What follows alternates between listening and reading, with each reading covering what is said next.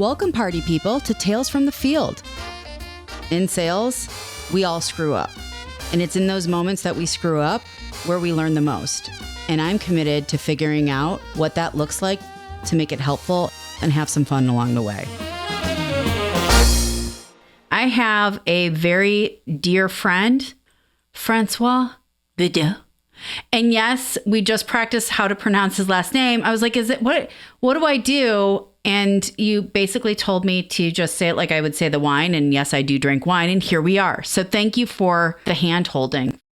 For those listening, what is your role in sales, though? What are you doing in the profession?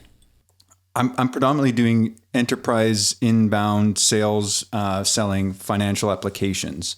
So as you look back and you think about your career, what's one of your biggest missteps, screw-ups, fails? Let's break that down. Amy, when I think of a really big failure, this account I was working with, a lot of the stars seemed to be aligned. We were working with senior leadership. There was a clear challenge. But if I think of in almost an analogy, right, there was definitely leaks coming through the wallpaper, but there was significant issues with the plumbing that needed to be repaired. And so I think we were continually having discussions that weren't getting to the root cause of how do we deal with the plumbing.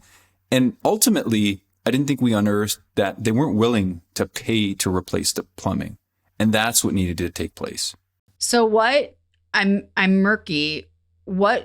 Before we dig into like all the lessons and all the work, What was the fail? What happened? I think initially I should have raised my hand and went to our leadership and said, yeah, this is a big logo. This is a big company, but there's a really big problem way down the line that, let's be honest, unless we have a really frank discussion with them and say, yeah, we can put new wallpaper on, but you've got like foundation problems. Yeah. And you guys are holding this thing up with toothpicks. So 2 questions. I'm curious about when you understood that this was a little bit of a mess. And also, did the deal close? Like, did you find this all out because the deal fell apart? What was the intersection of you realizing that there are some major issues here? I hate to give away the secret, but there was no happy ending. There was no deal closed. There was no touchdown. So I should have right away had that hard conversation. But I think I and other people in the organization saw, hey, look at all this wallpaper we could sell. And didn't, and went, yeah, whatever, the foundation's rotten. You got caught up in the what it could be, not what was actually happening in the moment. Yes. Ladies and gentlemen, lesson number 1. Now, I like to think in my heart of hearts that the person that did end up, I don't know why I keep selling wallpaper. It's okay. We're going with it. Let's lean in. Let's lean right on in. Are we talking about the peel and stick wallpaper? Are we talking about the traditional wallpaper where you have to like put the stuff on the back and put it up? And I don't even know. Now I have no idea where we're going. I don't know what's happening. I mean, we're going down this road. It was bad wallpaper on top of really bad wallpaper. Oh. Yeah. I'm picking up what you're throwing down, the kind that really sucks to get off. As I go through a renovation of a 100-plus-year-old home, I know what you're saying. So you are dealing with this. You get caught up in what it could be. Let me ask you, true or false? As you're getting caught up in this, are you already starting to count how much commission you could make off of this? I know this is a safe space, so yes. Yeah, you're not alone. I mean, look, we've all been there. So you're excited. You're envisioning all the fun things that could happen from the sale and all the ways that you can do business with them. And then there's that moment of, uh-oh. So step 1 is you get caught up in that instead of the reality. That's the first lesson. What happened where you were like, uh-oh, I'm not going to realize any of this? What did that look like? What went down there? Initially, I think I should have raised my hand when I saw that this is something, there's a bigger problem that's much deeper that we need to address. Then as we So I got blinded by that and kept going. And as we were having more conversations, so we were having conversations with senior executives, but not the owner. So this is a privately held company. And so I thought, okay, we're talking to the senior leadership. I think we're okay. But again, most of those were therapy sessions around all the problems that were, if I had the right kind of mindset, probably gone, okay, we're still talking about how the wallpaper is no good, but guys, the foundation, like we haven't talked about the foundation. And the person that could ultimately write this check was the owner. And the owner was never in those conversations. So we can bounce around here, but ultimately what happened was when we kind of got to here's what we think it's going to cost to do all of this, the owner came in and just said, yeah, that's not happening. And so if I had known earlier and I had done my work to find out, okay, here's, what's your decision-making timeline and your, budget, none of that really mattered until we talked to the person that ultimately was the decision maker. And that, honestly, I think we spent 6 or 7 months until we found that out. And so that speaks, I think, to the second maybe lesson. And I don't want to put words in your mouth, but as I'm listening to you, just the same word kept coming up into my mind over and over again. Discovery, discovery, discovery, discovery. So, and I'm not saying that you didn't do discovery, because I think we show up to ask questions and a couple things happen when this happens. We don't ask other questions that we should be asking because we're hearing for the things that we want to hear and thinking that we've got it. So that's one part of it. Would you agree that might have been something that happened with you, or am I off on that? Oh, 100%. I assumed it was coming to us, and they had already prescribed their solution and how they were going to, the problem was clear. They just needed someone to do it, but that doesn't mean you don't have to do discovery and all the things. So I think I got excited and said, oh, look, this is clearly a problem. They're not happy with the existing vendor they're working with. We have this phenomenal opportunity. And, whatever words you want to use, probably got too excited and didn't slow down and ask tough questions. And that's the thing. Like, I think we get so caught up in wanting to go fast, because the faster we close, the faster we can cash that commission check. But slow is smooth and smooth is fast. And I think there's that thing about getting in our own way of skipping really critical things that we need to do in the buyer journey. And a lot of that is every step along the way, seeking to understand, to put that discovery hat on. So when I ask you, this goes down, you lose the deal, it hurts. How did you respond to that in that moment? It wasn't so much like, hey, we had a proposal presentation and there was a day we were waiting for a no or a yes. It was a bit more like after that kind of last discussion, I thought, we're not on the same page at all. Like they want new wallpaper, but I think they want like one roll at a time and they want to put it on by themselves. Well, and that's that hard reality that comes up where it's like setting expectations early and often for what we do together. I just came off of a coffee shop meeting with a gentleman that happens to live in my area, which is weird because Grand Rapids isn't necessarily the startup sales hub. So we met after years of trading messages and LinkedIn and all the things. And we talked a lot about this when it comes to how important it is to set expectations early and often for how we're going to be. And I think oftentimes we get so caught up and so excited in the deal, in the opportunity, that we forget that it takes two people to do a deal. you are on the supply side, they're on the demand side. And the more that we lean into that, the more we're aligned or not. And the faster that you realize or not, you can spend time on all the other stuff. So it sounds like that might have been an additional thing that was revealed here through this. I've been there many times where you show up like a spaz. And, I'll never forget earlier on in my career, I was doing business with a big telecommunications company that is no longer in existence.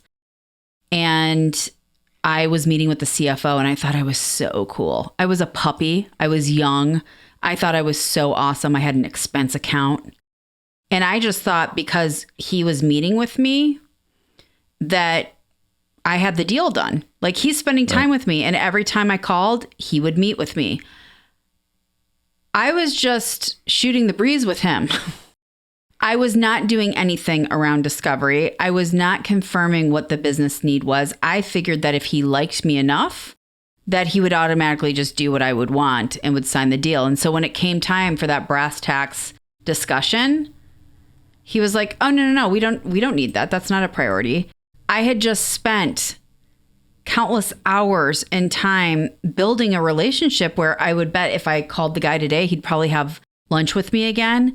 But there was no material need because I didn't discover it. So if that makes me an idiot, then I guess it does. And I was at the time, I was thrown into the deep end without any training. I didn't know the power of discovery. I knew the power of a business conversation, which is a separate thing. So François, no, we all, and guess what? Lo and behold, I still sold $100 million in revenue. I just screwed up along the way, like we all do. So for anybody listening, let's not beat ourselves up. Let's not beat François up. He is a lovely, wise gem that you recovered from it. So let's talk about the road to recovery. What did you do? And what do you do today to avoid having to go through that again? So many things. I mean, I think this, listen, there's always going to be unhappy potential customers that would love for someone else to hear them out.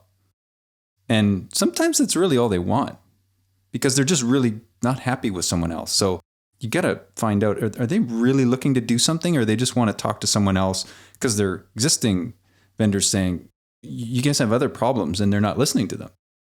The second thing is that desperation. I think you nailed it there. So if you, now I approach every deal like, I don't need this. Is this a good fit?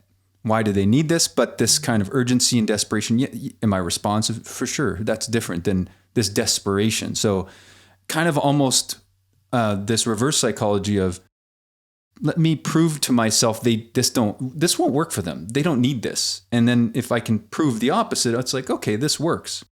I didn't do that. And then the other thing, although, right after there was a really good opportunity that did end up in a win, they were publicly traded. So I was able to look from kind of their investor reports and look at, okay, here's all the things they're pointing at. And I can then use those in discussions with the senior leadership.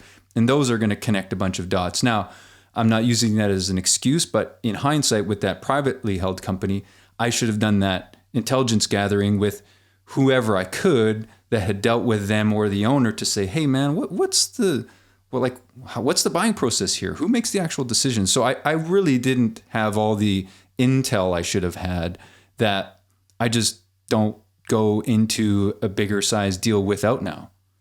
Buying process. You really are Canadian with the process. My favorite Canadian process. No, it's I think it's so important to do that, right? Like when you prepare, there's so many things that are going through my mind about the word preparation. You're investing the time to get real clear on some of the things that are happening to validate in that meeting, is it a priority for them? Because, how many times do you have a discussion with somebody or somebody tries to sell you something and they assume that because you look like this or you act like this or this might be happening where you live or around you, that you need this. And in fact, you don't, nor do you want it. And so that preparation is really amazing. I talk about the Mark Cuban effect a lot. He is a voracious reader. That dude is really well read on a variety of different things. And so when he shows up to a meeting and that gentleman has his hands in all sorts of different pots. So the business meetings he has when he owns a sports team versus going on Shark Tank versus the companies that he's actually invested in versus what he's running firsthand, you have to be really fluid to do that. And to do that well and to have something of substance to say is because you show up prepared. You can't just wing it. And when you do, that really comes through. So let me ask you this. For preparation, François, what are some of your go-tos that help you get your arms around, if it's a public company or a private company, what's your tried and true, helps you understand the situation so you can show up to have a well-informed discussion? I'm a really visual person. And so I don't like to bore or, beat people to death with PowerPoints. But I feel like a lot of people sometimes really want to explain, how are we going to get to the end destination? And so I've spent a lot of time recently, like really visualizing and breaking down all the steps in a project or potential project we do someone that we are doing, because I felt that often another vendor will say, yes, we'll do this. It would be like if we go back to that home building analogy and your contractor, Amy, said, all right, Amy, I'm going to do all these renovations and here's all the steps I'm going to do. And you're like, okay, that's like 100 hours. But he hasn't said, well, Amy, there's 30 hours of you covering furniture, rearranging things, having to work in this office, right? So you're going, I think that lines up. And so sometimes, and often what it like shows them is you may not have the bandwidth or capacity to actually do this. We're going to spend 100 hours, as an example, to do this with you. We need 50 from your team. And they're looking at you like, we don't have 50 extra hours. And that's when we put our hands up and we say, well, then this won't work. We can't do it to you. We have to do it with you. So that was a long-winded way of saying I really like to kind of draw out if it's a 1-month project. Typically, if a couple of weeks, I'm not going to that effort. But if it's a year-long project, they kind of want to know, man, where are you going to need? And in those larger ones, right? There's maybe dozens of people or teams. They want to know when they're going to be needed. And so I keep thinking of that picture that we've all seen of that iceberg. Yes. And like the presentation to me is the tip. But there's all this background work that you're doing on who works there, what have they been through before, obviously if there's public material around what their real priorities are versus maybe what somebody's been telling you in a discovery. But I think just basically painting that picture for them of, are you even ready for this? And being like courageous enough to sometimes say, it doesn't sound like you guys can take this on. Oh gosh, that's such a good lesson. And I think it's so important. Again, I feel like you were channeling the meeting that I just came from, where the faster, and it doesn't mean that you act like a jerk. It doesn't mean that you forget about people. And it doesn't mean that you just disregard the time that's been spent.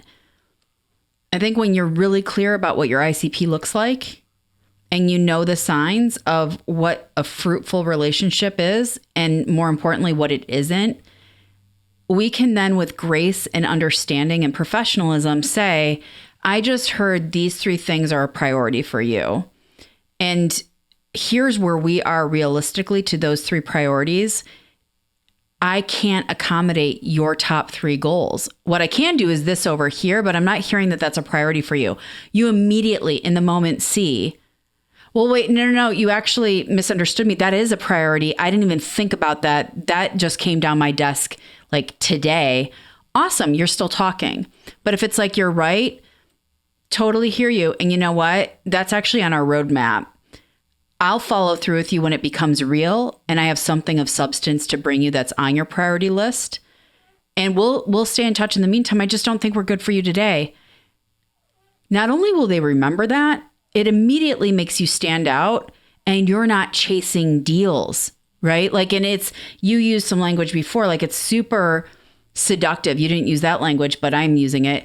Super seductive to want to close anything that comes your way and just try to put the deal together at any cost. But that does come with a cost. And it's ultimately the cost of your time and the cost of churn. And for any salesperson that's here, let's think about how you get compensated. do you have chargebacks? Do you have clawbacks? Do you have, and companies are starting to become a lot more wise to this, where in the comp plan, it's baked in. If you do a stupid deal, you're going to suffer for that too, not just the company. The other thing that sometimes is a red flag for me is if they're in too much of a rush. Yeah. It's like, whoa, there's way too much panic here. We're going way too fast. And they're just kind of going, well, maybe we can just do more. And you're thinking, well, I can add more people, but there's no way your team can take this on. Yes. And so it to me, it's just, if this is the urgency pre-sale, man, once we're locked in, that it's going to be panic mode all over the place. And rarely does that end well. You usually have to clean up a lot more later, and you have people that are really frustrated. So I've been there before where I've had to say, I'm going to throw up the white flag for just a second. And I know it's going to be super annoying because it's going to sound like I'm slowing us down. I want to make sure that we can go fast together later. And if we can't, isn't it better to find out now than later? And if somebody's unreasonable, they're like, screw you. Well, yeah, I don't want to get screwed. So that's what we're talking about today. How about that one? So, and I wouldn't answer it like that. So for anybody listening, do not say that or do that. That will not be the right way to handle it. But the sentiment around somebody needs to be the adult in the room, and somebody needs to say, wait, hold on, we're getting out ahead of ourselves, and let's just walk through this, because I'm still not really clear on what you need. And I want to make sure that I can help you. And if I can't, I'll be the first person to raise my hand and say that. So, François, I'm curious, for those listening, he's dropping some serious knowledge down. The top 1 to 3 things that, regardless of anywhere we went today with this conversation, what are the top 1 to 3 things, let's say, that you hope anybody listening gleans from this little misstep that you took along the way? So the first thing I did, which I would, advise other people, is to just step back and try and slow things down.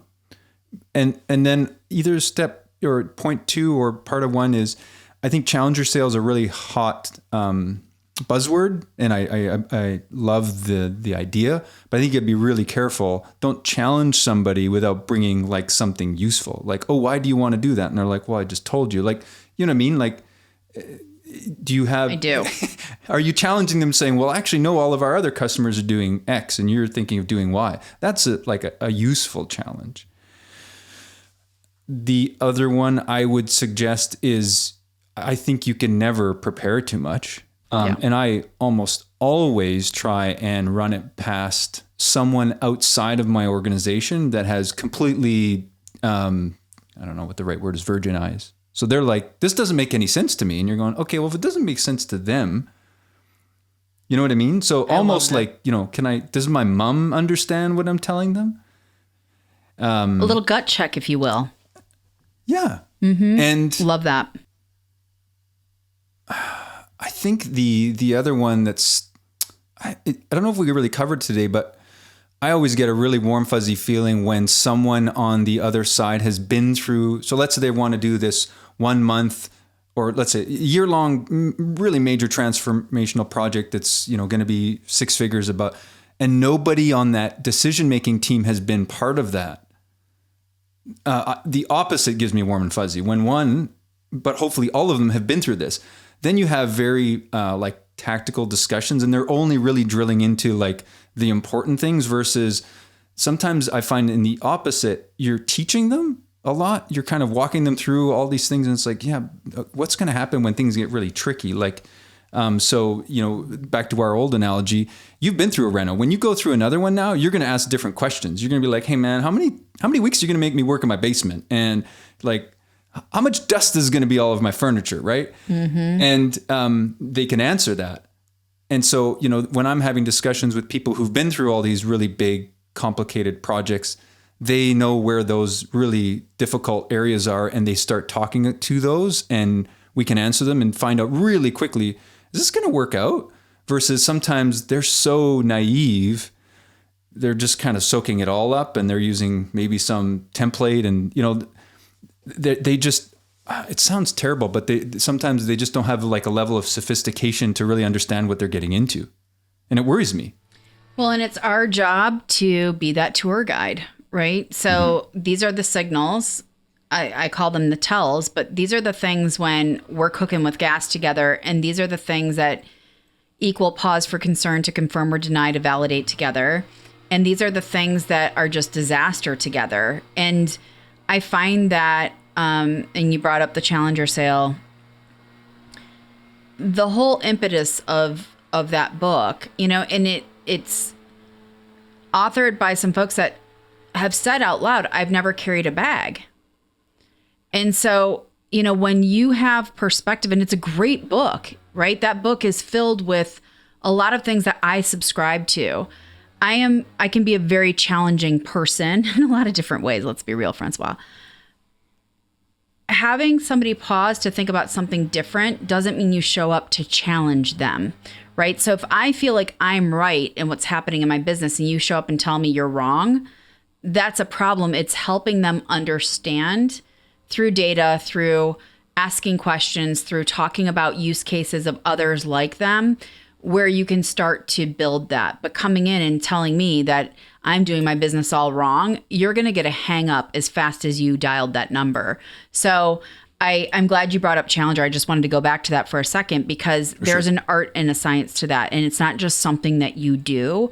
It's like a muscle that you work out to really finesse and refine. And a lot of that's done because you're clear as all get out about the things that you do well and what you don't do well, and being well read and prepared to come to the party, not saying what keeps you up at night, but hey, I saw in your annual report you're going through X, Y, and Z. This other company over here that we worked with dealt with X, Y, and Z, and we helped them with A, B, and C. How are you thinking about that? That's how you start that kind of conversation. Not, hey, I saw that you're dealing with X, Y, and Z. If you don't do this, you're going to be out of business, you dum-dum. Like, no, that's not what we do. So, François, you and I could talk forever because I just adore the mess out of you. Amy, if I was to pick a fourth tip, it would be find a hero.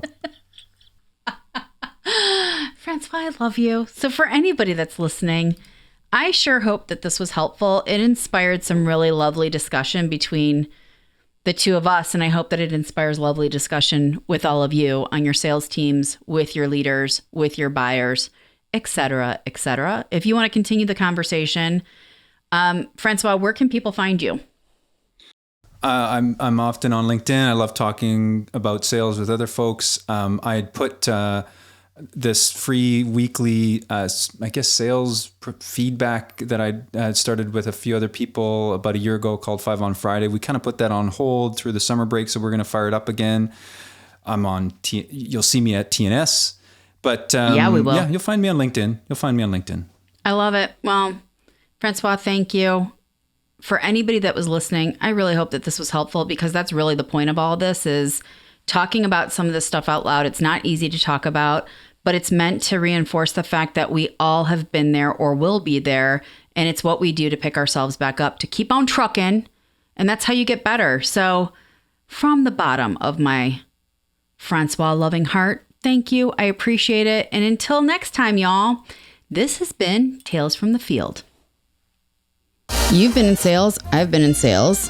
And in sales, it's a journey where we all have stumbled. And it is in these moments where we grow the most. So for anybody listening, I hope that this was helpful. This has been a Sales Feed production. If you're not familiar with all the fun things that they have up their sleeve, check out salesfeedmedia.com.